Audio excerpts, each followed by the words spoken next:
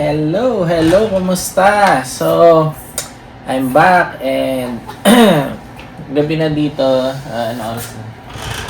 It's 9:47 ng gabi. So, tulog na sila.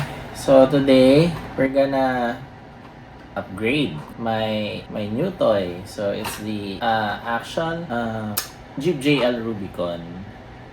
So, sabi ko nung last video, which is my first video of the year, it's been a while, lalagyan natin siya na upgrades like itong wheels and tires na mas malaki. Ayan, mas malaki siya. Rock sliders. Yung suspension na setup niya. Syempre, hindi natin ito makakabit kung walang tools. So, ang ating 60-in-1 precision screwdriver set. I think sa Amazon ko ito nabili. Oh, wow. Oh, meron pang magnetic mat. See? So, lagay natin yan dyan para sa mga screws na tatanggalin natin. So, ito na yung tool natin, which is, paano ito i-open? Slide. Oh, slide nga. Oh, ang galing. Ayan. There you go. Para lang siyang pen. Ayan. Oh, may magnet pa. Ang galing. Dito yung mga kailangan natin na tools. Meron siyang mga Torx na maliit. Which I'm not sure. This is gonna be the first time that I'm gonna be doing this. So, sabayan niyo ako. Ito yung lock to open the body. And then, tanggalin natin yung body, which is this one. Allen siya, Allen. Hindi siya Torx. Okay, let's see kung anong size ng Allen. Oh, laki. Very, very big. Oh, siya na nga. Okay, so, yeah, meron yan dalawa dyan. Ito, tsaka ito.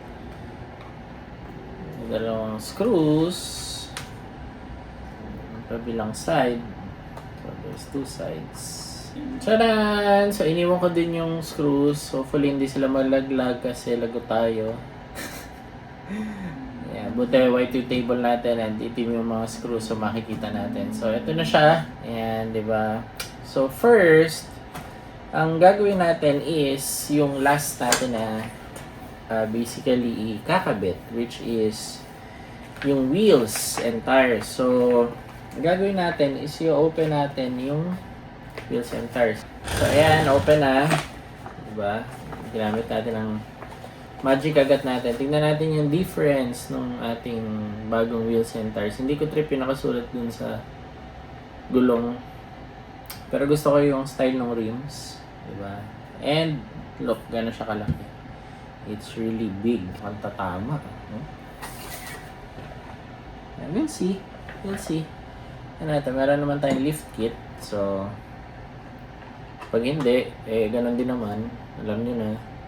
Tabas Racing. Diba? Ay, naka. Mga kalokohan.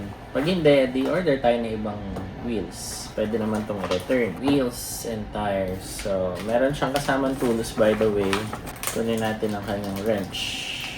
Tire wrench. Meron din siyang tire wrench. Diba? Imagine, parang kang naglalaro ng ano. Parang kang naggagawa ng kotse talaga. So, basically, para tong, naalala ko dati nung bata pa ako, mga mini 4-wheel drive sa Cebu, sa Ayala Center. So, pag weekends, yun ang ginagawa namin ng aking mga tropa.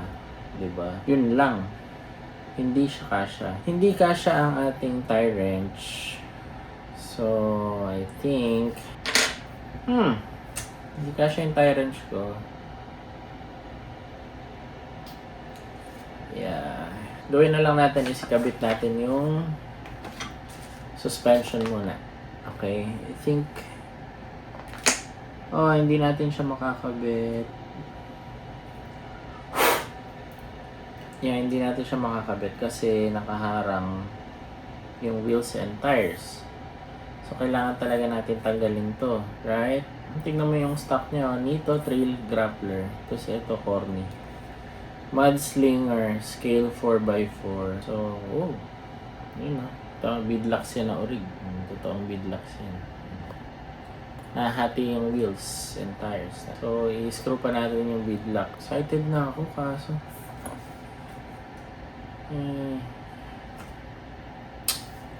Ano natin? Okay. Ito na lang muna kabit natin. Ay! may ano to, may ano rin tong suspension, may ano yung wheels and tires. Kabit natin yung rock sliders. Kaya I think, ito yung accessible. Mabigat siya. Yeah, mabigat. Wala tayong pang way eh, pero mabigat siya. Yan. Diba? Mukhang ayos. Kakabit natin. Meron din siyang mount. Yan. Ito yung mount niya. So I think, kakabit mo yun doon sa chassis.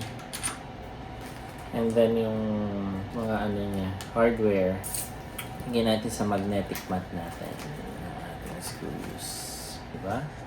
Para hindi ikot sa nagpupunta. Okay, so we have everything we need. Tignan ko kung saan ko siya i-mount. Okay. So nakita ko na dito siya tong first, middle part na ano na tornilyo. Tanggalin natin to. So basically, I think we can use we need the longer one na hardware. Natin kung mahaba siya. Siyempre kailangan natin ng mas mahaba. Ito siya. So yeah, basically we need this one, yung longer one na yun. Konting-konti lang yung haba. So kailangan natin yan. Then tanggalan na natin to isa. Yan, tanggal na siya. Yan, di ba? So, may butas yan. Nalagyan natin dun. Pero, teka, tignan ko paano kayo mamamit. I think pag ganito to, tapos pag ganito. Depende na sa layo. Marami siyang butas dun yun. Tignan natin kung gaano kalayo yung maganda. So, kabit ko muna. Nakakabit na yung one side. Isang side niya nakakabit na kulit eh, no? Sinabi na nakakabit eh. Not too tight. Yung sakto lang. Baka masira. Kabit natin yung body ulit. Yeah, kabit natin dyan. Ipatong lang natin. Kasi susukatin natin. Saan natin siya i-mount ngayon. Saan natin yung layo niya. Okay, natansya ko na. Basically dito, sa forward na inner forward na ano tayo na holes. Inner forward holes. Ayan na. Natanggal na yung isa. Buti na lang ay puti nga ang ating table. Kailangan ko ngayon ng pangontra dito. Yan siya. So, basically, yan yung layo niya. Kuha lang tools sa garahe, pang kotse. I'm back. May vice grip ako dito. So, yung vice grip natin siya. Hindi naman kailangan natin hawakan ng grabe to. Hindi ko makita yung plies ko eh. So, and it's small.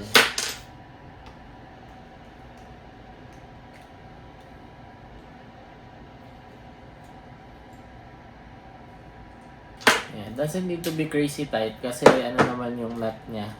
Yung may goma sa loob, yung may lock. Ayan, basically ganyan magiging itsura niya. And yung fitment niya is magiging, di ba? So, compared sa stock, yan, walang ano. So, basically, kung totoo yung sasakyan na to, pag halimbawa may ganito, bato na malaki, nasa trail ka, umakyat ka, nakit mo yan, wing! Pagbagsak mo, boom! Hindi siya shoot sa chassis. Ang mangyayari is, doon siya sa rock sliders, mahuhulog. Pwede rin siyang gawing step, and then, pwede ka mag-move forward nang ini-slide mo lang siya. Kaya siya rock slider. So, basically, yun. And, ito yung, hindi ito yung mga steps na basic. Kasi yung mga steps lang basta, side step ng sasakyan, is plastic, ganyan, or mahuna. Ito is talagang chassis mount. Yun yung, yun yung maganda sa rock sliders. Kaya, naka-mount siya sa chassis. Hindi dun sa body ng sasakyan. So, yeah, kabit na natin yung kabilang side.